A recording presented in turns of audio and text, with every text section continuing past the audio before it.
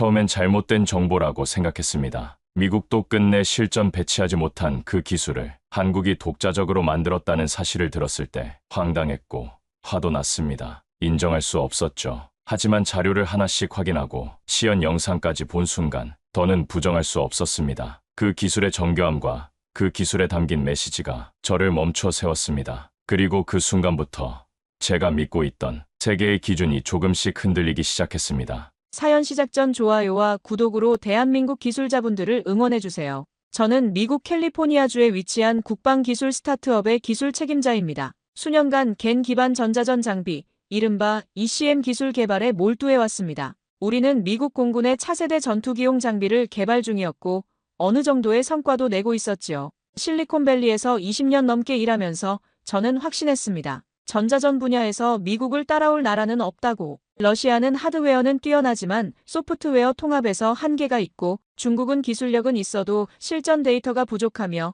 유럽은 개별적으로는 우수하지만 통합 시스템에서는 미국만 못하다고 생각했습니다. ECM 기술이란 단순히 전파를 교란하는 것이 아닙니다. 상대방의 레이더와 통신을 무력화시키면서도 아군의 시스템은 보호해야 하고 순간적인 판단으로 주파수를 바꿔가며 대응해야 하는 고도의 기술입니다. 특히 겐질화 갈륨 기반의 고출력 전력 증폭기는 미국이 가장 앞서 있는 분야였고 저희 회사도 그 선두주자 중 하나였습니다. 매일 아침 출근해서 가장 먼저 하는 일은 경쟁사들의 기술 동향을 체크하는 것이었습니다. 록히드 마틴의 최신 ECM 모듈, 보잉의 전자전 시스템, 레이시온의 레이더 교란 기술까지 모든 것이 예측 가능한 범위 안에 있었고 우리가 개발 중인 시스템이 여전히 최고 수준이라고 확신했습니다. 동료들과 점심을 먹을 때면 항상 같은 이야기가 나왔습니다. 중국이 ECM 기술을 따라오고 있다지만 여전히 10년은 뒤처져 있어. 러시아는 예산 부족으로 개발이 정체돼 있고 유럽은 각국이 따로 놀고 있어서 통합이 안 돼.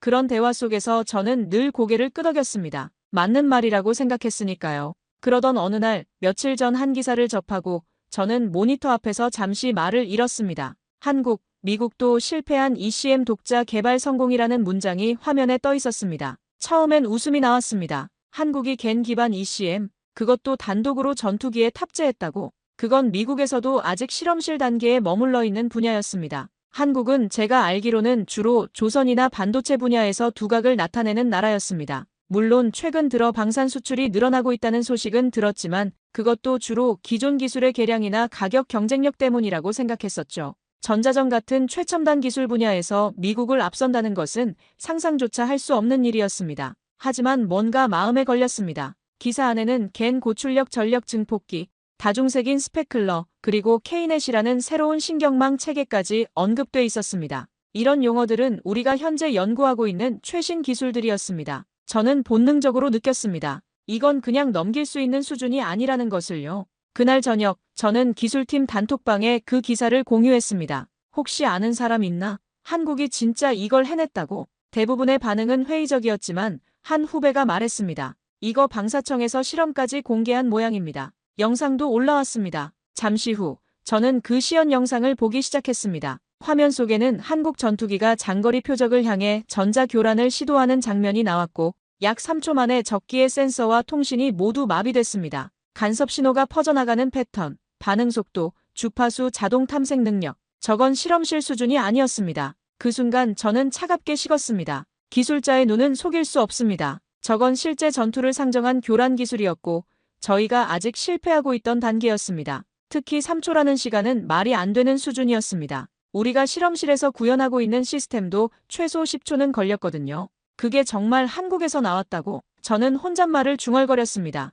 그날 밤 집에 돌아가서도 계속 그 영상이 머릿속을 떠나지 않았습니다. 20년간 쌓아온 제 확신이 단 3초 만에 흔들리고 있었습니다. 다음 날 아침, 저는 출근하자마자 사무실 유리벽에 그 시연 영상을 띄웠습니다. 팀원들 대부분은 흥미 정도로 받아들이는 듯 했지만 저만큼은 달랐습니다. 저는 오랜 시간 ECM 알고리즘을 다뤄온 사람으로서 단 몇 초 만에 상대 레이더를 무력화시키는 장면에서 무언가 비정상적인 정교함을 느꼈습니다. 자료를 찾기 시작했습니다. 한국방위사업청이 시험 목적이라며 공개한 기술개요, 개발사로 알려진 엘사라는 기업의 해명 자료, 그리고 몇몇 연구자가 쓴 블로그. 거기엔 놀랍게도 우리가 겨우 프로토타입 단계에 있는 겐 전력 증폭기를 실전 수준으로 구현했다는 내용이 있었습니다. 겐 기술이 왜 중요한지 설명하자면 기존의 실리콘 기반 증폭기로는 달성할 수 없는 고출력과 고효율을 동시에 구현할 수 있기 때문입니다. 특히 전투기처럼 공간과 전력이 제한된 환경에서는 겐 기반 증폭기가 필수적입니다. 하지만 이 기술은 극도로 까다로워서 미국 내에서도 몇몇 대기업만이 연구하고 있는 분야였습니다. 심지어 전력 손실을 줄이기 위해 다중색인 스페클러라는 기술을 썼다더군요. 그것도 독자 설계로 전파를 순간적으로 흩뿌리되 스펙트럼 간섭률을 최소화한다는 그 기술은 저희가 막 실험 중이던 기술이었습니다. 이론적으로는 가능하다고 알려져 있었지만 실제 구현에는 엄청난 기술적 난제들이 있었거든요. 더욱 놀라운 것은 K넷이라는 통합 제어 시스템이었습니다. 전자전 교란, 방어, 항공기 상태, 모니터링을 하나의 신경망으로 통합 제어한다는 개념 자체가 우리가 꿈꾸고 있던 미래 기술이었습니다. 우리도 비슷한 시스템을 연구하고 있었지만 각 모듈 간의 호환성 문제로 계속 난항을 겪고 있던 상황이었죠. 그때부터는 기술보다 더 복잡한 감정이 제 안에 떠올랐습니다. 솔직히 말하자면 자존심이 상했습니다. ECM은 단순한 전자장비가 아닙니다. 전투기 생존율을 결정짓는 심장 같은 기술이고 미국 내에서도 ECM 기술은 고급 중의 고급 분야입니다. 국가 기밀에 가까운 기술이기도 하고요. 그런 분야에서 한 번도 주목하지 않았던 나라가 우리보다 먼저 실전 적용을 했다니 믿기 어려웠습니다. 혹시 과장된 것은 아닌지, 실제로는 기존 기술의 조합에 불과한 것은 아닌지 의심스러웠습니다. 팀의 한 엔지니어가 제게 말했습니다. CTO님, 이건 진짜 해낸 것 같습니다. 영상 시점에서 드론 3기 이상이 3초 내에 방향을 잃었어요. 교란 주파수가 자동 추적되면서 동기화도 됐고요. 저는 아무 말도 하지 못했습니다. 기술적으로 분석해보면 분명히 우리가 못해낸 것들이었습니다. 특히 실시간 주파수 호핑과 다중 표적 동시 교란은 우리가 이론적으로만 검토하고 있던 기능들이었거든요. 그날은 온종일 책상 앞에서 한국 ECM 관련 자료를 수집했습니다. 특히 눈에 들어온 건 K넷이라는 통합 플랫폼이었습니다. 전파 교란, 방어, 항공기 상태를 한 번에 제어하는 뇌 역할을 하는 시스템이라는데 우리조차 아직 그렇게 완성된 시스템은 없었습니다. 더욱 충격적인 것은 이 모든 기술이 국제무기거래 규정 제약 없이 독자 개발되었다는 점이었습니다. 미국의 ECM 기술은 대부분 ITAR 통제를 받아서 해외 수출이나 기술 이전이 극도로 제한되어 있습니다. 그런데 한국은 처음부터 독자 기술로 개발했기 때문에 그런 제약이 없다는 것이었습니다. 이것은 단순한 기술적 성취를 넘어서는 의미였습니다. 전략적 자율성을 확보했다는 뜻이었거든요. 미국의 승인이나 허가 없이도 자국의 필요에 따라 기술을 발전시키고 적용할 수 있다는 것이었습니다. 그날 밤 저는 혼자 사무실을 나서며 창밖을 바라봤습니다. 실리콘밸리의 밤하늘 아래에서 저는 처음으로 생각했습니다. 기술이 아니라 내 생각이 너무 오래 제자리였던 걸까? 20년간 미국이 최고라고 믿어왔던 제 확신이 흔들리기 시작했습니다. 그리고 그 흔들림이 불편했습니다. 며칠 뒤 내부 연구 미팅 중 한 팀원이 조심스럽게 말을 꺼냈습니다. CTO님, 이거 보셨습니까? 그가 띄운 화면엔 한국 개발사의 내부 인터뷰 영상이 있었습니다. 실험실 한편 엔지니어가 모듈을 손으로 들고 설명하고 있었고 그 옆에는 벽까지 뜯겨나간 실험실 천장이 보였습니다. 실험 당시 전파 반사 패턴이 불안정해서요. 밤새 천장을 해체하고 흡음 패널을 수작업으로 붙였습니다. 팀원들 대부분이 직접 나사 풀고 테이프로 부착했습니다. 시간은 없고 외산 장비 없이 해내려면 다른 방법이 없었습니다. 저는 한참 그 말을 반복해서 들었습니다. 기술자다운 표현이 아니었습니다. 그건 거의 전장에서 살아남기 위한 병사의 말투였습니다. 손으로 천장을 뜯고 밤새 시뮬레이션을 돌려가며 단 1%의 성능 향상을 위해 움직였다는 그들의 태도. 미국의 연구 환경과는 너무나 달랐습니다. 우리 실험실은 최신 장비로 가득했고 전용 무반향실도 있었으며 필요한 부품이나 장비는 언제든 구매할 수 있었습니다. 실험이 실패하면 다음 분기에 예산을 더 확보해서 재시도하자는 식이었죠. 그런데 한국 기술자들은 그렇게 하지 않았습니다. 주어진 조건에서 최대한의 결과를 내기 위해 밤을 새우고 심지어 물리적인 공간까지 직접 개조해가며 실험을 진행했다는 것입니다. 저는 문득 우리와 너무 다르다는 걸 느꼈습니다. 우린 대부분의 실험을 시뮬레이션으로 돌립니다. 장비는 언제나 최신이고 부품은 수입 가능한 최고 사양으로 구성되어 있죠. 실패하면 다음 세대 때 고치면 된다고 생각합니다. 그런데 한국 기술자들은 그렇게 하지 않았습니다. 인터뷰에서 또 다른 엔지니어가 말했습니다. 겐 모듈 발열 문제로 3주 동안 실험이 막혔었어요. 냉각 시스템을 외부에서 사오려고 했는데 납기가 6개월이라는 거예요. 그래서 팀에서 직접 만들기로 했습니다. 3D 프린터로 덕트를 만들고 냉각팬을 조합해서 맞춤형 냉각 시스템을 구축했죠. 이런 식의 접근은 미국에서는 상상하기 어려운 일이었습니다. 우리는 문제가 생기면 전문 업체에 의뢰하거나 기성 제품을 구매해서 해결하는 것이 일반적이었거든요. 직접 만드는 것보다는 검증된 제품을 사용하는 것이 더 안전하고 효율적이라고 생각했습니다. 그들은 실패하면 전투기가 떨어질 수 있다는 전제 아래 움직이고 있었습니다. 그 기술의 끝엔 사람이 있다는 걸 아는 듯 했습니다.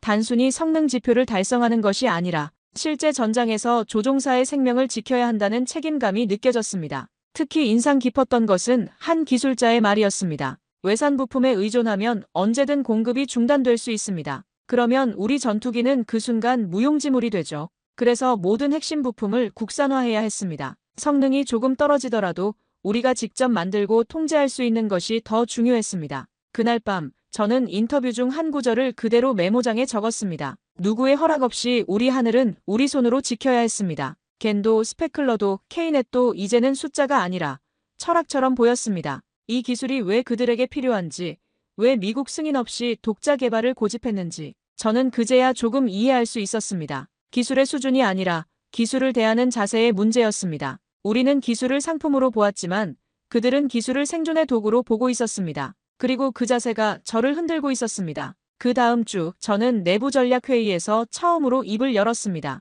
우리가 한국 ECM 시스템을 벤치마킹해야 할지도 모릅니다. 순간 회의실 안이 정적에 휩싸였습니다. 누군가는 웃었고 또 누군가는 고개를 저었습니다. 우리가 그들 기술을 따라 배운다고요?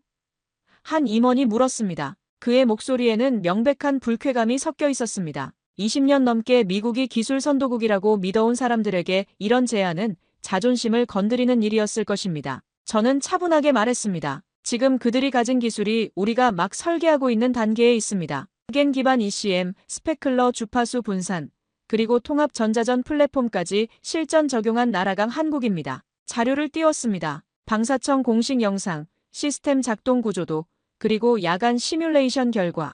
영상 속에서 장거리 목표물 3기체가 동시에 3초 이내에 교란됐고 복구 시간 없이 궤도 이탈한 장면은 많은 사람의 시선을 붙잡았습니다. 하지만 회의실의 분위기는 여전히 차가웠습니다. 한 연구 책임자가 말했습니다. 성능 데이터만으로는 신뢰하기 어렵습니다. 실제 전투 환경에서의 검증이 부족하죠. 또 다른 임원이 덧붙였습니다. 한국은 여전히 기술 추종국입니다. 우리가 만든 기술을 개량한 수준일 뿐이에요. 제가 강조한 건 그 기술이 아니라 그 기술의 방식이었습니다. 우린 ITAR 통제를 받으며 승인 없는 통합은 불가능합니다. 하지만 그들은 K넷이라는 시스템을 통해 독립 제어가 가능합니다. 핵심은 무기 시스템 통제의 주권입니다. 이 말이 회의실의 분위기를 조금 바꿔놓았습니다. 몇몇 임원들이 한참 침묵했습니다. ITAR는 미국 기업들에게도 상당한 제약이었기 때문입니다. 우리가 개발한 기술도 정부의 승인 없이는 다른 나라에 수출할 수 없고 때로는 기술 개발 자체도 제한을 받았습니다. 그리고 결국 한 사람이 말했습니다.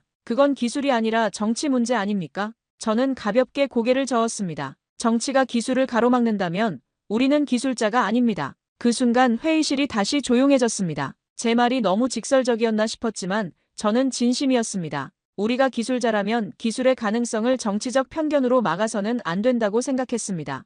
회의가 끝난 뒤 저보다 10살 어린 후배가 다가와 말했습니다. CTO님, 오늘 말씀 듣고 충격받았습니다. 한국에서 그런 수준이 나올 줄은 몰랐습니다. 저는 웃지 않았습니다. 오히려 복잡한 감정이었죠. 왜냐하면 저도 몰랐거든요. 단지 영상 몇 개와 자료만으로도 그들의 기술이 내 마음을 뒤흔들 수 있다는 걸. 그날 저녁 집에 돌아가서 한국 ECM 관련 논문들을 더 찾아봤습니다. 놀랍게도 이미 5년 전부터 관련 연구가 학회에 발표되고 있었습니다. 우리가 주목하지 않았을 뿐 그들은 꾸준히 자신들만의 길을 걸어가고 있었던 것입니다. 특히 인상 깊었던 것은 논문의 결론 부분이었습니다. 본 연구는 외부 기술 의존도를 최소화하여 전자전 시스템의 자주성을 확보하는 것을 목표로 한다. 단순한 기술 논문이 아니라 국가적 철학이 담긴 연구였습니다. 그날 이후 저는 스스로에게 자주 묻기 시작했습니다. 우린 정말 세계 최고였던 걸까?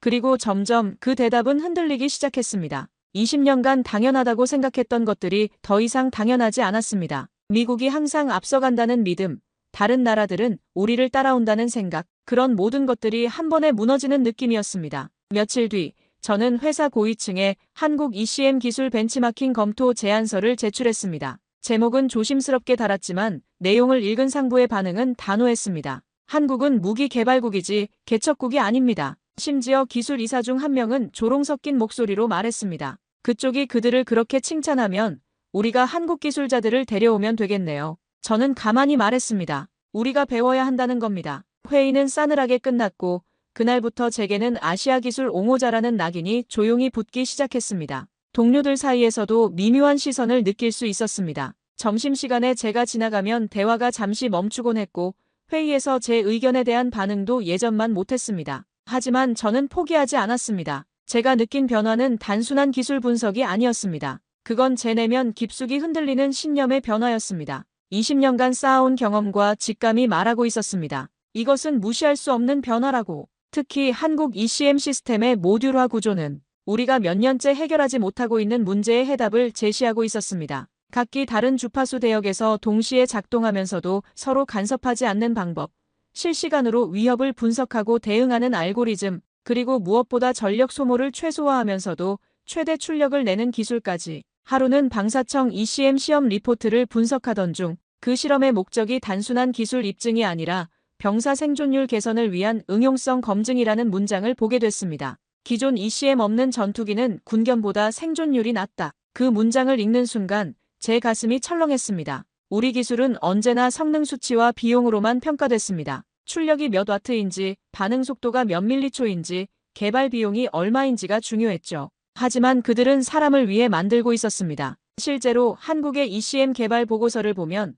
기술적 성능보다는 실전 적용성에 더 많은 비중을 두고 있었습니다. 조종사가 실제로 사용하기 편한지, 정비가 용이한지, 전투 상황에서 신뢰할 수 있는지 등등. 이런 관점은 우리에게는 상당히 낯선 것이었습니다. 우리는 보통 최고 성능을 내는 시스템을 만드는 데 집중했습니다. 실험실에서 완벽하게 작동하면 그것으로 충분하다고 생각했죠. 실제 전장에서의 사용성이나 신뢰성은 이후 단계에서 고려할 문제라고 여겼습니다. 밤늦게 책상 위에 쌓인 회의 자료를 정리하며 저는 한 가지를 떠올렸습니다. 예전엔 우리가 기술을 수출하는 나라였고 기준이었습니다. 다른 나라들은 우리 기술을 사가서 자국 상황에 맞게 개조하는 것이 일반적이었죠. 그런데 지금은 누군가를 따라 배워야 할지도 모른다는 사실에 저조차 불편함을 느끼고 있었던 겁니다. 그건 자존심이 아니라 편견이었습니다. 기술에는 국경이 없다는 것을 머리로는 알고 있었지만 마음으로는 받아들이지 못하고 있었던 것입니다. 미국이 항상 앞서간다는 고정관념, 아시아 국가들은 추격자일 뿐이라는 선입견이 제 시야를 가리고 있었습니다. 그리고 저는 그날 처음으로 인정했습니다. 우리는 기술이 아니라 태도에서 졌다는 것을. 한국은 단순히 우리 기술을 모방한 것이 아니라 완전히 다른 철학으로 접근했고 그 결과 우리보다 앞선 시스템을 만들어낸 것입니다. 그날 밤 저는 오랫동안 잠들지 못했습니다. 20년간의 경력과 확신이 흔들리는 것은 결코 쉬운 일이 아니었으니까요. 그 다음 주부터 저는 별다른 말 없이 팀 내부 기술 회의에만 집중했습니다. 공개적으로는 아무런 반론도 하지 않았지만 한국 ECM 기술에 대한 내부 벤치마킹 자료를 하나씩 만들기 시작했습니다. 제가 처음 시도한 것은 한국의 ECM 시스템을 구조적으로 해부하는 작업이었습니다. 그들은 왜 ITAR 제약 없이 독자적인 제어 체계를 구축할 수 있었는가? 겐 기반 전력 증폭기를 어떻게 전투기 환경에서 안정화시켰는가? K넷이라는 신경망은 어떤 방식으로 교란, 방어, 제어를 동시 통합했는가? 자료를 정리하면서 저는 점점 확신을 가지게 되었습니다. 이건 단순히 따라갈 수 있는 구조가 아니었습니다. 그들은 처음부터 복제가 아니라 생존을 목표로 시작했던 겁니다. 특히 놀라웠던 것은 그들의 시스템 아키텍처였습니다. 우리가 보통 하향식으로 설계한다면 한국은 상향식으로 접근했더군요. 개별 모듈의 완성도를 먼저 확보한 후 이를 통합하는 방식이었습니다. 이렇게 하면 하나의 모듈에 문제가 생겨도 전체 시스템이 마비되지 않는 장점이 있었습니다. 한밤중 회사 회의실에서 저 혼자 프레젠테이션을 만들어 보고 있었습니다. 가상의 기술 세미나를 상정해 제가 한국 기술을 미국 연구진에게 어떻게 설명할지를 정리한 것이었죠. 슬라이드 첫 장에는 이런 문장을 적었습니다. 이건 기술이 아니라 생존의 언어였습니다. 그 과정에서 저는 많은 것을 깨달았습니다. 우리가 놓치고 있던 관점들, 기술 개발에 대한 근본적인 철학의 차이들 말이죠. 한국의 ECM 개발진들은 단순히 더 좋은 시스템을 만드는 것이 아니라 반드시 작동해야 하는 시스템을 만들고 있었던 것입니다. 얼마 뒤 우리 회사 내부에 신입 기술자 교육 세션이 있었습니다. 제가 발표를 맡았고 저는 슬라이드 속 ECM 사례 중 하나로 KF21의 ECM 구조를 간단히 소개했습니다. 공식적으로는 해외 동향 분석 차원에서 포함시킨 것이었죠. 그 순간 한 신입이 손을 들었습니다. 이거 한국에서 만든 겁니까? 네, 그 정도로 가능해요. 저는 고개를 끄덕이며 말했습니다. 가능할 뿐 아니라 이미 시험도 끝났습니다. 신입들은 말이 없었습니다. 몇몇은 노트북에 뭔가를 적기 시작했고 기술자 한 명은 저에게 다가와 말했습니다. 이 자료 나중에 따로 좀 받을 수 있을까요? 그날 교육이 끝나고 저는 몇몇 신입 엔지니어들과 비공식적인 토론을 가졌습니다. 그들의 반응은 기존 임원들과는 달랐습니다. 선입견이 적었고 순수하게 기술적 관점에서 접근했죠. 정말 3초 만에 저 정도 교란이 가능한 건가요? 겐 증폭기를 전투기에 실장하는 게 기술적으로 어떤 의미인지 설명해 주세요. K넷 같은 통합 시스템을 우리도 만들 수 있을까요? 이런 질문들을 받으면서 저는 깨달았습니다. 젊은 엔지니어들은 한국 기술에 대해 거부감이 없다는 것을, 오히려 호기심과 배움의 자세를 보이고 있었습니다. 그날 밤 저는 깨달았습니다. 거창한 혁명이 아니더라도 진심을 담은 정보 하나가 누군가의 인식을 바꿀 수 있다는 걸요. 당장 회사 전체의 방향을 바꿀 수는 없더라도 적어도 다음 세대의 엔지니어들에게는 편견 없는 시각을 전해줄 수 있다는 것을, 그 작은 변화가 어쩌면 다음 기술의 시작이 될지도 모른다고 생각했습니다. 그리고 그것만으로도 제가 하고 있는 일에 의미가 있다고 느꼈습니다. 몇 주 뒤 미국 동부의 군수과학자 포럼에서 ECM 기술 트렌드를 다루는 발표를 맡게 되었습니다. 주제는 전자전 시스템 방향성이었고 제 발표는 마지막 순서였습니다. 참석자는 미 국방부 산하의 연구 책임자들과 방산업체 CTO들, 전통적으로 유럽, 이스라엘, 미국 사례만 다루는 이 포럼에 아시아 국가는 단 한 번도 언급된 적이 없었습니다. 하지만 저는 발표 마지막 장에 슬라이드 하나를 삽입했습니다. 배경은 KF21 시험기지, 제목은 ECM 기술의 새로운 변수, 한국의 실험, 그리고 조용히 말했습니다. 지금 여러분이 보시는 이 영상은 대한민국 사천기지에서 방사청 주관으로 진행된 ECM 교란 시험입니다. 표적은 장거리 드론 3기, 교란 성공 시간은 평균 3.2초, 회복률은 0%였습니다. 순간 발표장 분위기가 정적에 휩싸였습니다. 몇몇 사람은 스크린을 응시했고 어떤 이들은 팔짱을 낀 채 무표정한 얼굴을 유지했죠. 하지만 저는 그들의 눈빛에서 관심을 읽을 수 있었습니다. 저는 말을 이었습니다. 우리가 현재 구현하지 못한 겐 고출력 모듈, ITAR 제약 회피형 제어 구조, 다중색인 스페클러 통신 이 모든 것을 실전 환경에서 통합해낸 유일한 나라입니다. 한국은 이제 ECM 시장에서 기술 수용국이 아니라 기술 기준국이 될 가능성이 있습니다. 그 순간 제 자신조차 놀랐습니다. 미국 국방기술 포럼 한복판에서 저는 공식적으로 한국의 이름을 올리고 있었습니다. 수년간 당연하다고 여겨왔던 미국 중심의 기술 패러다임에 정면으로 도전하고 있었던 것입니다. 발표가 끝나자 예상했던 반응들이 나왔습니다. 한 록히드 마틴의 연구 책임자가 일어서서 물었습니다. 그 데이터의 신뢰성은 어떻게 검증하셨습니까? 저는 차분하게 답했습니다. 한국 방사청이 공개한 공식 시험 영상과 기술 문서를 기반으로 분석했습니다. 물론 모든 세부 사항을 알 수는 없지만 공개된 자료만으로도 그들의 기술 수준을 충분히 가늠할 수 있습니다. 보잉의 CTO가 조금 더 도전적인 질문을 던졌습니다. 하지만 실험실 환경과 실전은 다르지 않습니까? 그들이 실제 전투에서 그 성능을 검증했다는 증거가 있나요? 이 질문은 저도 예상했던 것이었습니다. 물론 실전 데이터는 없습니다. 하지만 그건 우리도 마찬가지입니다. 중요한 것은 그들이 실전 환경을 염두에 두고 시스템을 설계했다는 점입니다. 실험실의 완벽한 조건이 아니라 제약이 많은 현실적 조건에서 최적화된 시스템이라는 것이죠. 발표가 끝난 후 몇몇 참석자가 제게 다가와 말했습니다. 실제 교란 시간이 맞는 겁니까? 그쪽에서 데이터를 직접 검증하셨나요? 한국 기업과 접촉할 방법이 있습니까? 그 질문 속에는 비판도 있었지만 무엇보다 진심 어린 궁금증이 담겨 있었습니다. 몇몇은 명함을 건네며 나중에 더 자세한 자료를 공유해달라고 부탁하기도 했습니다. 특히 한 국방부 연구관은 이렇게 말했습니다. 흥미로운 관점입니다. 우리도 ITAR 제약 때문에 고민이 많았는데 완전히 독자적인 시스템을 구축한다는 접근은 생각해볼 만하네요. 그날 밤 호텔방에서 저는 이메일 한 통을 작성했습니다. 수신자는 제가 지난 회의에서 논쟁했던 상부 이사였습니다. 제목은 새 ECM 트렌드 제안안. 본문 첫 문장은 단순했습니다. 이제 우리가 기준이 아닐 수도 있습니다. 그 이메일을 보내고 나서 저는 창밖을 바라봤습니다. 동부의 밤하늘은 서부와는 달랐지만 별은 똑같이 빛나고 있었습니다. 기술에는 경계가 없다는 것을 그날 저는 다시 한번 깨달았습니다. 발표가 있던 주말, 저는 사무실에 혼자 남아 그동안 수집한 한국 ECM 관련 자료들을 정리했습니다. 처음엔 기술 스펙만 따졌습니다. 교란 주파수, 반응 시간, 통합 모듈의 발열률 같은 지표들이었죠. 하지만 시간이 지날수록 제 메모에는 이상한 문장들이 하나둘씩 더해지기 시작했습니다. 왜 밤을 새워서라도 천장을 해체했는가? 무기 이전의 철학이란 게 존재하는가? 우리는 언제부터 기술이 사람을 위한 것임을 잊었는가? 특히 한국 기술진 중 한 명이 했던 말이 계속 머릿속을 맴돌았습니다. 겐이든 케이넷이든 그건 수단일 뿐입니다. 목적은 우리 파일럿이 살아 돌아오는 겁니다. 그 순간 저는 깨달았습니다. 그들이 만든 것은 단순한 ECM 장비가 아니었습니다. 그건 사람의 생명을 지키기 위한 기술, 군사라는 단어에 가려진 인간의 책임이었습니다. 우리 회사의 ECM 개발 과정을 돌이켜보면 대부분의 논의는 성능과 비용에 집중되어 있었습니다. 경쟁사보다 10% 더 빠른 반응 속도, 기존 대비 20% 소형화, 제조 비용 15% 절감 같은 것들이었죠. 물론 이런 것들도 중요합니다. 하지만 그 과정에서 정작 중요한 것을 놓치고 있었던 것 같습니다.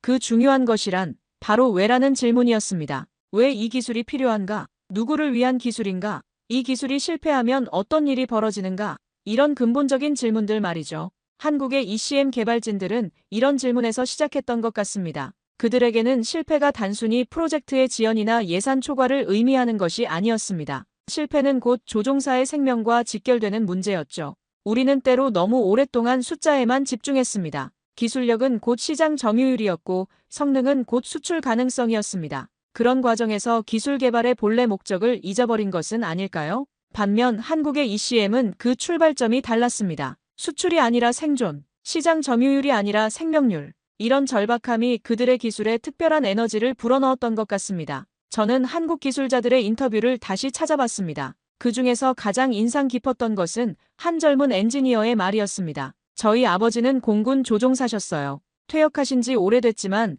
가끔 옛날 이야기를 해주세요. 당시엔 ECM 장비가 없어서 얼마나 위험했는지 그런 이야기를 들으면서 자랐어요. 그래서 이 일을 하게 됐고요. 이런 개인적인 동기가 기술 개발에 얼마나 큰 영향을 미치는지 저는 그제야 깨달았습니다. 단순히 주어진 업무를 수행하는 것과 개인적인 사명감을 가지고 임하는 것 사이에는 엄청난 차이가 있었습니다. 우리 팀원들과 이런 이야기를 나눈 적이 있는가? 왜 이 일을 하게 되었는지, 이 기술이 누구에게 어떤 의미인지에 대해 진지하게 토론해 본 적이 있는가? 솔직히 말하면 없었습니다. 우리는 늘 어떻게에만 집중했지, 왜에 대해서는 깊이 생각해 보지 않았습니다. 그제야 제 안에서 모든 게 정리되었습니다. 내가 느낀 감정은 열등감도 질투도 아니었습니다. 그건 존중이었습니다. 기술자로서의 순수한 열정과 사명감을 잃지 않고 있는 그들에 대한 존경이었습니다. 그날 저는 조용히 제 연구 노트 첫 장을 다시 썼습니다. 진정한 기술은 보호받지 못했던 이들을 위한 방패가 되어야 한다.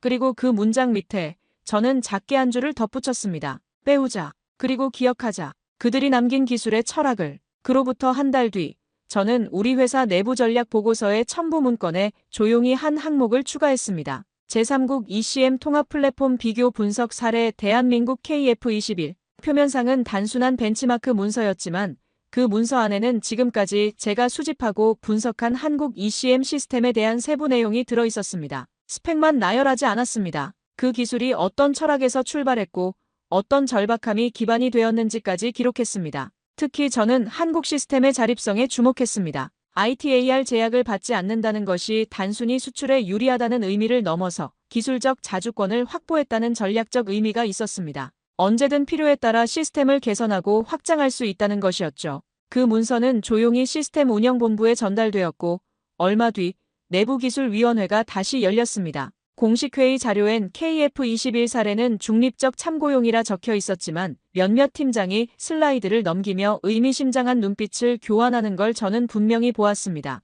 한 중견 기술자가 말했습니다. 이 통합구조, 우리도 모듈화 테스트할 수 있겠네요. 그 한마디에 저는 아무 말 없이 고개를 끄덕였습니다. 직접적으로 한국을 언급하지는 않았지만 그들의 접근 방식을 우리 시스템에 적용해 볼 수 있다는 가능성을 열어둔 것이었습니다. 실제로 회의 후에 몇몇 엔지니어들이 저에게 개별적으로 연락해 왔습니다. CTO님, 한국 시스템의 모듈화 구조에 대해 더 자세히 알고 싶은데요. K넷 같은 통합 제어 시스템을 우리도 연구해 볼 만할까요? 이런 반응들을 보면서 저는 변화의 가능성을 느꼈습니다. 위에서 강제로 밀어붙이는 것보다는 아래에서부터 자연스럽게 관심이 생기도록 하는 것이 더 효과적일 수도 있겠다는 생각이 들었습니다. 그날 이후 우리는 새 ECM 아키텍처 파일럿 모델이라는 이름으로 아주 조용한 테스트를 시작했습니다. 한국이 시연했던 것과 유사한 조건에서 내부 알고리즘을 모듈형으로 재구성하고 교란 시나리오를 새롭게 디자인하는 프로젝트였습니다. 공식적으로 누구도 한국을 언급하진 않았지만 그 기술이 만들어낸 흔적은 분명히 이곳에도 남아 있었습니다. 팀원들 사이에서도 미묘한 변화가 생기기 시작했죠. 그쪽 기술자들 인터뷰 보셨습니까? 밤샘으로 실험 돌렸다던데 그 장비 상태로는 진짜 대단한 거예요. 우리도 저런 식으로 접근해보면 어떨까요? 이런 대화들이 자연스럽게 오가기 시작했습니다. 저는 말없이 웃었습니다. 이것이 제가 원했던 방식이었습니다. 몇 주 후 파일럿 프로젝트에서 흥미로운 결과가 나왔습니다. 한국식 모듈화 구조를 부분적으로 적용한 시스템에서 기존보다 30% 빠른 응답 속도를 얻을 수 있었던 것입니다. 물론 아직 초기 단계였지만 분명한 가능성을 보여주는 결과였습니다. 그 결과를 본 한 팀장이 저에게 말했습니다. 이 구조 정말 효과적이네요. 어디서 아이디어를 얻으셨습니까? 저는 조심스럽게 답했습니다. 해외 동향 분석하다가 발견한 접근법입니다. 생각보다 실용적이더군요. 크게 외치지 않아도 누구의 손을 빌리지 않아도 진심을 담은 기술 하나가 사람을 바꿀 수 있다는 것. 그것이 제가 한국 ECM에서 배운 가장 큰 교훈이었습니다. 그리고 저는 점점 확신하게 되었습니다. 기술은 결국 조용히 사람의 마음을 흔드는 힘이 있다는 것을, 정치나 편견보다 강한 힘이 있다는 것을. 지금 돌이켜보면 처음 한국 ECM 기사를 보던 그 순간이 제 인생의 전환점이었습니다. 처음엔 자존심이었습니다. 우리가 못한 걸 그들이 했다고.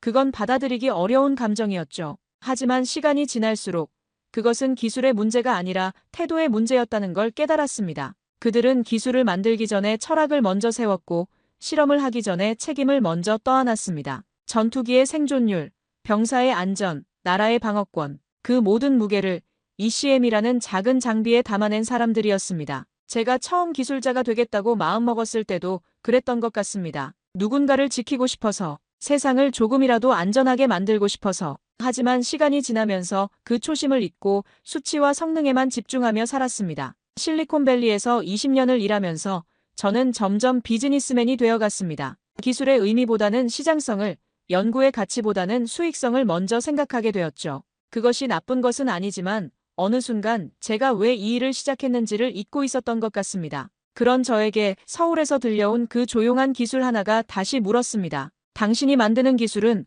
누구를 위한 것입니까? 그 질문 앞에서 저는 한참을 멈춰 서야 했습니다. 우리가 개발하는 ECM 시스템이 누구를 지키기 위한 것인지, 왜 필요한 것인지에 대해 진지하게 생각해 본 것이 언제였는지 기억나지 않았거든요. 한국의 기술자들은 달랐습니다. 그들에게는 명확한 목적이 있었습니다. 자국의 조종사를 지키고 영공을 수호하며 더 나아가 세계 평화에 기여한다는 큰 그림이 있었죠. 그런 목적의식이 밤새 천장을 뜯어내고 직접 부품을 만들어가며 완성해낸 기술의 원동력이었던 것입니다. 이제 저는 더 이상 한국을 변방의 추격자라고 부르지 않습니다. 그들은 이미 그들만의 길을 걷고 있었고 이제는 우리가 따라가야 할 기준이 되어 있었습니다. 기술적 성능뿐만 아니라 개발 철학에서도 말이죠. 몇 달 전 우리 회사에서도 작은 변화가 시작되었습니다. 신규 프로젝트를 시작할 때 왜라는 질문을 먼저 던지기 시작했습니다. 이 기술이 왜 필요한가? 누구를 위한 것인가? 성공하면 어떤 가치를 만들어낼 수 있는가? 아직은 작은 변화지만 분명히 달라지고 있습니다. 젊은 엔지니어들은 특히 이런 접근을 환영하고 있습니다. 그들도 단순히 성능 지표를 달성하는 것보다는 의미 있는 기술을 만들고 싶어 한다는 것을 알 수 있었습니다. 한국의 기술자 여러분, 저는 여러분을 만난 적도 직접 손을 잡은 적도 없습니다. 하지만 영상 너머 문서 속에서 여러분이 흘린 땀과 밤새 붙잡은 신호의 흔적을 저는 분명히 보았습니다. 그리고 이제 이렇게 말하고 싶습니다. 당신들이 만든 ECM은 단순한 무기가 아니었습니다. 그건 기술자의 초심이자 인간의 양심이었습니다. 저는 이제 확신합니다. 진정한 기술의 경쟁력은 성능 수치에서 나오는 것이 아니라 그 기술을 만드는 사람들의 마음가짐에서 나온다는 것을 한국이 보여준 것은 바로 그런 마음가짐이었습니다. 언젠가 제 후배 기술자들에게도 저는 이 이야기를 전하려 합니다. 기술은 반드시 사람을 향해 있어야 한다는 것. 그리고 저는 그걸 한국에서 배웠다고. 지금도 저는 가끔 그 3초짜리 영상을 다시 봅니다. 한국 전투기가 3초 만에 적기를 무력화시키는 그 장면을. 하지만 이제는 기술적 성능보다는 그 뒤에 숨겨진 철학을 보게 됩니다. 누군가를 지키고 싶다는 간절함, 조국을 수호하겠다는 사명감, 그리고 더 나은 세상을 만들겠다는 기술자의 꿈, 그 모든 것이 3초 안에 압축되어 있었던 것입니다. 감사합니다. 한국의 기술자들이여. 여러분 덕분에 저는 다시 꿈꿀 수 있게 되었습니다. 독일의 기술력이 한국보다 뛰어나다고요? 천만의 말씀입니다. 베를린 산업혁신 컨퍼런스장에 울려 퍼진 이 한마디가 전 세계 산업계에 파장을 일으켰습니다. 독일의 전통 있는 제조업체의 수석 엔지니어가 한국의 디지털 제조 혁신을 극찬하면서 시작된 이 소동은 유럽 전역의 제조업계를 뒤흔들었는데요. 특히 우리가 자부심을 가지고 있던 독일의 제조업이 한국에 비해 20년은 뒤처져 있다는 그녀의 발언은 독일 현지 언론들의 뜨거운 관심을 받았습니다. 3대째 이어온 독일의 전통 있는 엔지니어 가문 출신인 엘리자가 공개적으로 한국의 우수성을 인정한 것에 대해 독일 산업계에서는 격렬한 찬반 논쟁이 이어졌습니다. 더욱 흥미로운 것은 1년 전만 해도 그녀가 한국행을 거부하며 굳이 아시아까지 가서 배울 게 있을까요? 라고 말했던 인물이라는 점입니다. 도대체 무엇이 그녀의 생각을 180도 바꾸어 놓았을까요? 1년간의 한국 파견 근무 동안 그녀가 경험한 충격적인 진실, 지금 바로 시작합니다. 잠깐만요.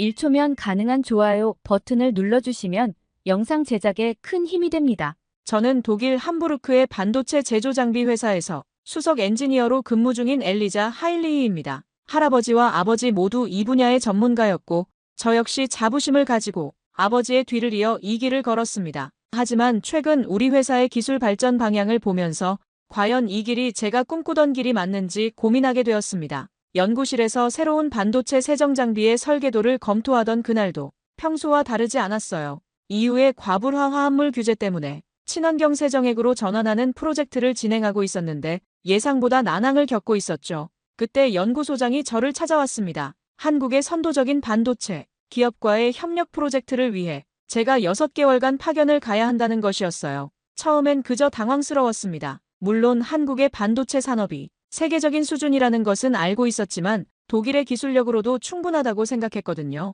하지만 연구소장이 보여준 자료는 충격적이었어요. 글로벌 메모리 반도체 시장에서 한국이 60.5%의 점유율을 차지하고 있었고 우리가 고민하던 친환경 세정 기술은 이미 상용화 단계였다는 거죠.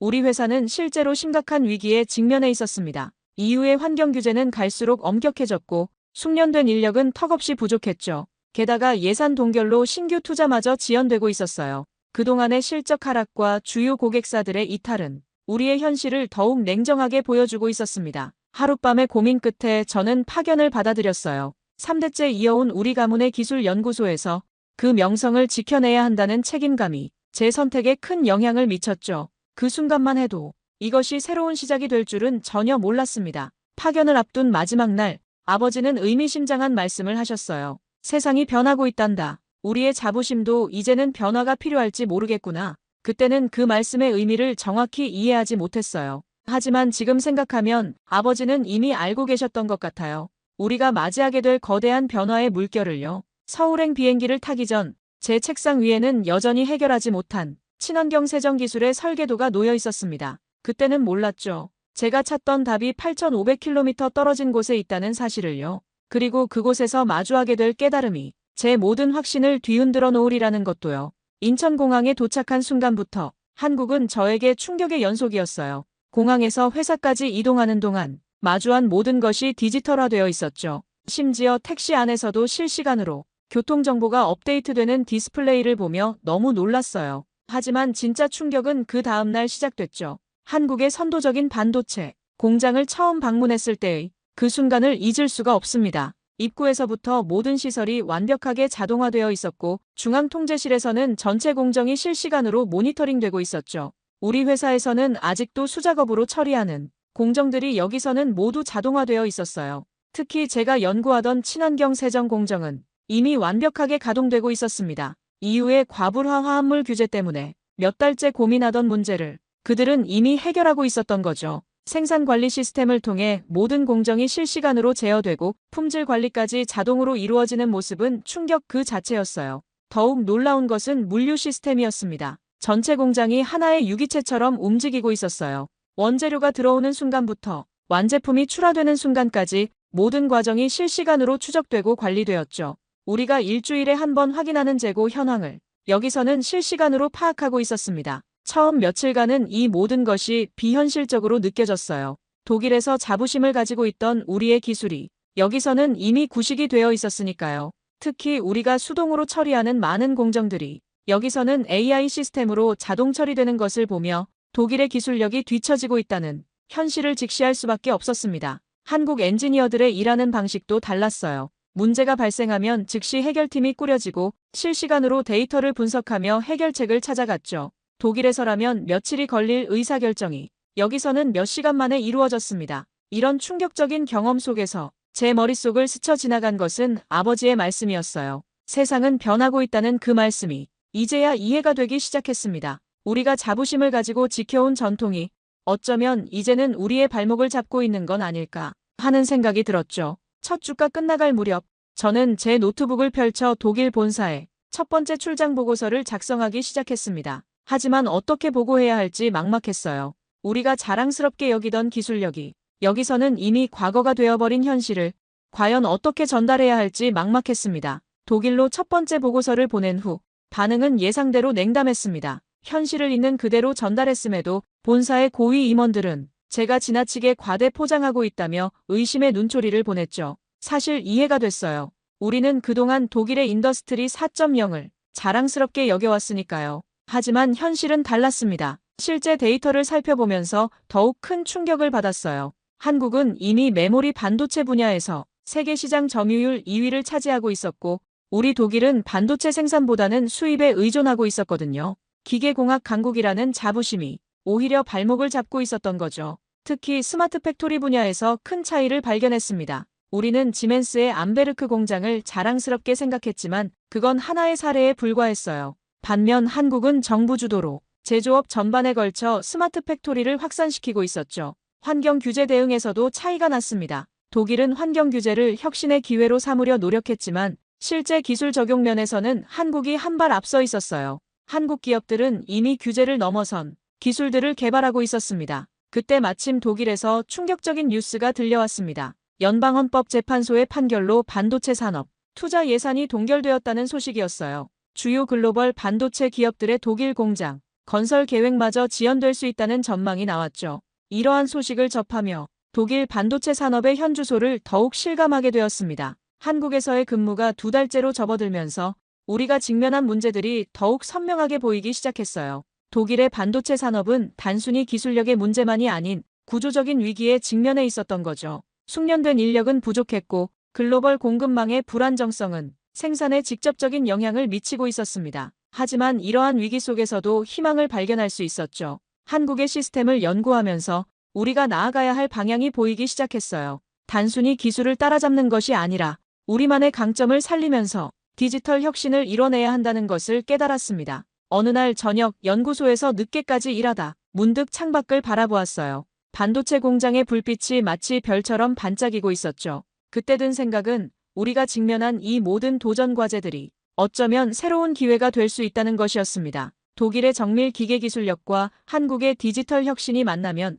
우리는 완전히 새로운 무언가를 만들어낼 수 있지 않을까 하는 생각이 들었습니다. 그날 밤 퇴근길에 마주친 청소 아주머니가 건넨 따뜻한 차 한 잔을 마시며 생각했습니다. 독일에서는 상상도 못했던 일이죠. 이렇게 작은 것부터 다른 한국은 어쩌면 우리에게 기술 혁신 이상의 것을 가르쳐주고 있는지도 모르겠다는 생각이 들었습니다. 한국 생활이 한 달을 넘어가면서 낯선 환경에 조금씩 적응해가고 있었습니다. 매일 아침 연구소에 출근하면서 마주치는 젊은 엔지니어들의 에너지는 여전히 놀라웠어요. 제가 조사한 바로 한국산업통상자원부의 통계에 따르면 매년 5%의 인력이 더 필요하다고 하는데 현장에서 보니 그 이유를 알 것 같았죠. 처음에는 그들의 업무 방식이 무질서해 보였어요.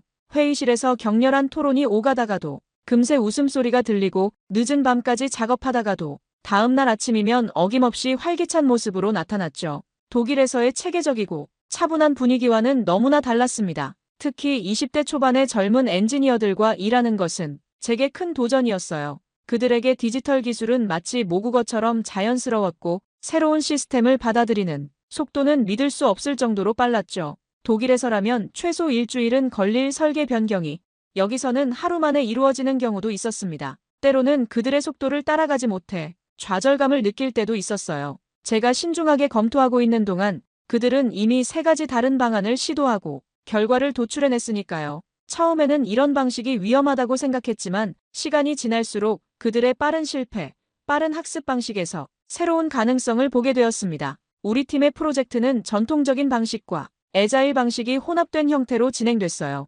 처음에는 이해하기 어려웠지만 빠른 실행과 즉각적인 피드백을 통한 개선이 얼마나 효율적인지 점차 깨닫게 됐습니다. 실수를 두려워하지 않는 그들의 태도는 완벽주의에 길들여진 제게 신선한 충격이었죠. 현장의 분위기도 달랐어요. 2031년까지 30만 명이 넘는 인력이 필요하다는 전망 때문인지 모든 사람이 끊임없이 새로운 것을 배우고 도전하고 있었습니다. 심지어 퇴근 후에도 자발적인 스터디 그룹이 곳곳에서 열렸죠. 처음에는 그들의 열정이 과하다고 생각했지만 시간이 지날수록 그 에너지가 저도 모르게 전염되는 것을 느꼈어요. 덕분에 프로젝트도 빠르게 진전되었죠. 새로운 친환경 세정 시스템 설계는 예상보다 훨씬 앞당겨졌고 테스트 결과도 좋았습니다. 하지만 이런 변화의 속도가 오히려 새로운 고민을 안겨주었어요. 빠른 속도로 진행되는 혁신이 독일의 전통적인 방식과 충돌하면서 예상치 못한 갈등이 시작됐습니다. 매주 진행되는 본사와의 화상회의는 점점 더 긴장된 자리가 되어갔어요. 왜 기존의 검증된 방식을 바꾸려 하는가? 이런 급격한 변화가 과연 안전한가라는 질문들이 쏟아졌죠. 특히 연구소장은 우리는 당장 실행 가능한 솔루션이 필요하지 실험이 필요한 게 아니다라며 강하게 제동을 걸었습니다. 저는 이해했어요. 수십 년간 쌓아온 독일의 방식을 하루아침에 바꾸는 것은 분명 위험해 보였을 테니까요. 하지만 동시에 한국에서 목격한 혁신적인 시스템의 효율성도 무시할 수 없었습니다. 이건 단순히 시스템을 교체하는 문제가 아니었어요. 우리의 사고방식부터 차근차근 바꿔나가야 했죠. 그러는 와중에 제 개인적인 고민도 깊어졌어요. 매주 화상통화를 하는 마커스는 제가 변해가는 것을 못마땅해 했죠. 당신이 한국에 물들어가는 것 같아라는 그의 말에 처음으로 서운함을 느꼈습니다. 그는 여전히 전통적인 독일의 방식만을 고수하려 했고 제가 경험하는 새로운 변화들을 이해하려 하지 않았죠. 어느 날 밤 연구실에서 혼자 남아 일하다가 문득 제 모습이 변해가고 있다는 것을 깨달았어요. 예전 같았으면 완벽한 계획이 세워질 때까지 기다렸을 테지만 이제는 불완전하더라도 시도해보는 것이 두렵지 않았거든요. 실수를 두려워하지 않는 한국 동료들의 모습이 어느새 제게도 영향을 주고 있다는 것을 깨달았습니다. 그날 밤 마커스에게서 온 메시지를 한참 동안 들여다보았어요. 언제 독일로 돌아올 거야?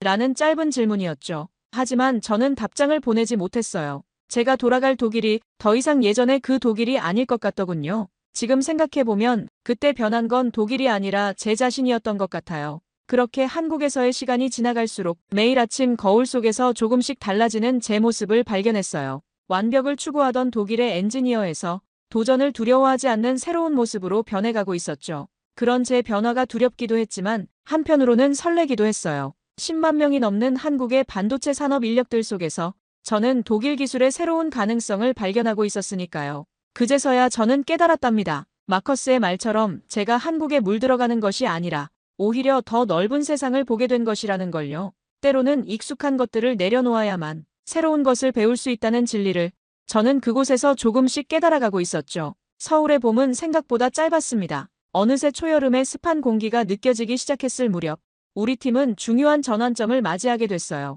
그날도 평소처럼 야간 생산 라인이 가동 중이었는데 갑자기 주요 세정 장비에서 이상 신호가 감지됐습니다. 실시간 모니터링 시스템의 센서가 즉각 경고를 보냈고 현장의 모든 스마트 디바이스에 동시에 알림이 울렸죠. 독일이었다면 아마 다음 날 아침에야 발견했을 문제였을 거예요. 놀라웠던 건 그 다음이었습니다. 대응팀이 즉시 가동됐고 스마트 글래스를 착용한 현장 엔지니어들이 실시간으로 상황을 공유하기 시작했어요. 더욱 놀라운 건 협력업체의 전문가들이 원격으로 접속해 실시간으로 문제 해결에 참여했다는 거죠. 하일리히 씨, 이걸 보세요. 대응팀 팀장님이 보여준 태블릿 화면에는 설비의 모든 상태가 실시간으로 표시되고 있었어요. 회사에서 자체 개발한 모니터링 시스템은 공장 내부의 수많은 센서를 통해 데이터를 수집하고 분석하여 문제가 발생하기 전에 미리 예측할 수 있게 해준다고 했습니다. 그날 밤 저는 처음으로 한국의 스마트 팩토리가 가진 진정한 힘을 이해하게 됐어요.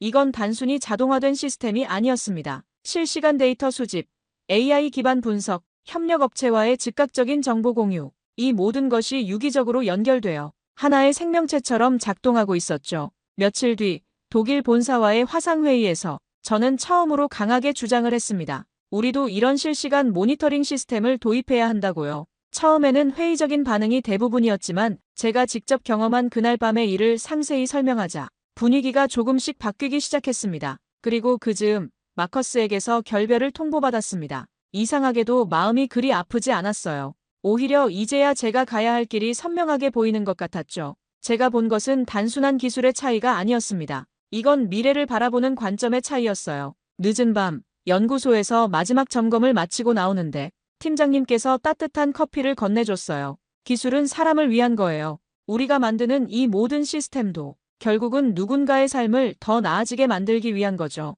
그의 말은 제 마음속 깊이 새겨졌습니다. 그동안 저는 기술만 바라보고 있었지만 이제는 그 기술이 만들어내는 변화의 가치를 보기 시작했으니까요. 그날 본 서울의 야경이 유난히 반짝여 보였습니다. 그 불빛들 하나하나가 마치 우리가 만들어가는 혁신의 순간들처럼 느껴졌어요. 진정한 혁신은 완벽한 계획에서 시작하는 것이 아니라 끊임없는 도전과 빠른 개선의 반복 속에서 탄생한다는 것을 알게 되었죠. 깊어가는 여름밤, 제 인생의 가장 큰 도전이 찾아왔습니다. 한마이너스독 협력 프로젝트의 리더로 발탁된 거예요. 당신의 새로운 시각이 이 프로젝트에 꼭 필요합니다라며 박 이사님이 건넨 제안이었습니다. 한국 파견 기간 동안 제가 보여준 적응력과 이해도를 높이 평가했다고 했어요. 처음엔 두려웠습니다. 지금까지는 한국의 시스템을 배우는 입장이었지만 이제는 제가 직접 양국의 기술과 문화를 융합해내야 했으니까요. 더구나 독일로 돌아가 본사의 동료들을 설득해야 한다고 생각하니 부담이 컸죠. 하지만 더 이상 완벽한 계획만을 기다리고 있을 순 없었어요. 이제는 제가 직접 도전하고 개선해 나갈 차례였습니다. 가장 시급한 문제는 예산이었습니다. 독일 연방헌법재판소의 판결로 반도체 산업 예산 배정이 조정되면서 우리의 디지털 전환 계획도 전면 수정이 불가피했죠. 하지만 이미 저는 한국에서 배웠어요. 제한된 자원 속에서도 혁신은 가능하다는 것을요. 선택과 집중 전략을 적용하기로 했습니다. 글로벌 공급망 문제는 더욱 심각했어요. 특히 첨단 소재와 화학물질의 수급이 불안정했고 이는 생산 일정에 직접적인 영향을 미쳤습니다. 독일 본사에서는 전통적인 방식대로 대량의 재고를 비축하자고 했지만 저는 다른 제안을 했어요. 한국에서 배운 실시간 재고 관리 시스템을 도입하자고요. 데이터 기반의 예측 시스템으로 재고를 최적화하고 공급망 리스크를 최소화할 수 있다는 걸 확신했거든요.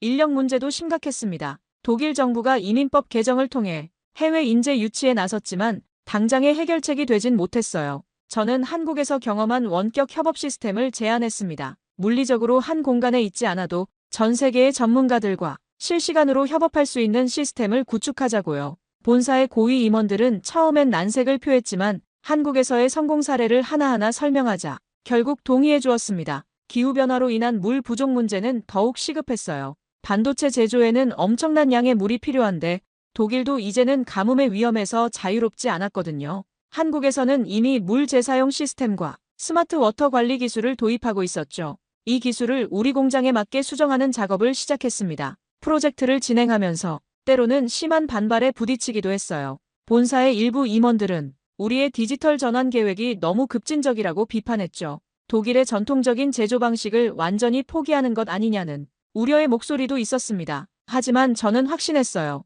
이제는 변화해야 할 때였으니까요. 한국에서 보고 배운 것들은 더 이상 먼 미래의 이야기가 아니라고 설득했습니다. 밤늦게까지 이어지는 화상회의에서 저는 종종 스스로가 달라졌음을 느꼈어요. 더 이상 완벽한 계획만을 고집하지 않았고 빠른 실행과 개선이라는 방식에 익숙해져 있었거든요. 실수도 하고 시행착오도 겪었지만 그 과정 자체가 우리 회사의 혁신으로 이어졌답니다. 어느 날 저녁 독일 본사에서 중간평가 회의가 열렸습니다. 발표를 준비하면서 문득 깨달았어요. 제가 추진하고 있는 것은 단순한 기술의 도입이 아니라 사고방식의 전환이었다는 것을요. 독일의 정밀함과 한국의 빠른 실행력이 만나 시너지를 내기 시작한 그 순간 저는 확신할 수 있었습니다. 우리가 가고 있는 길이 맞다는 것을요.